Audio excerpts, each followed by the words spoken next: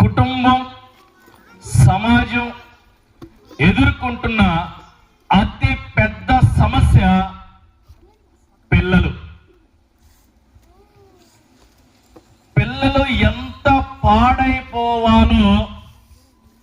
పాడైపోవటానికి ఎక్కువ అవకాశాలు ఉన్న సమాజంలో,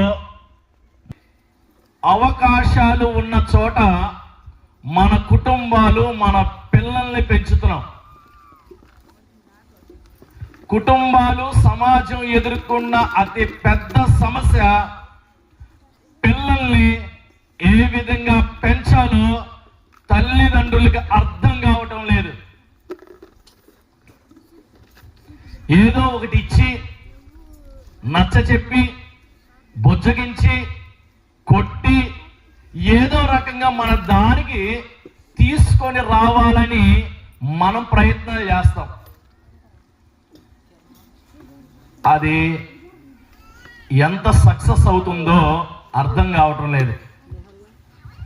ఇక్కడున్న సమస్య ఏంటంటే, వారు మన పిల్లలు అనుకుంటమే. మన పిల్లలు దేవుని ఒడిలో నుంచి మన ఒడిలోనికి వచ్చారు అనే సత్యాన్ని ప్రతి ఒక్క తల్లిదండ్రులు గమనించాలి. వారు దేవుని సంబంధులు అని గమనించాలి.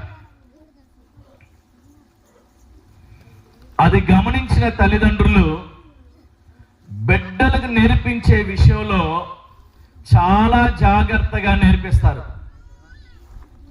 మొట్టమొదట బిడ్డల్ని ప్రేమించే తల్లిదండ్రులు నేర్చుకోవాల్సిన మొట్టమొదటి మాట ఏందో తెలుసా?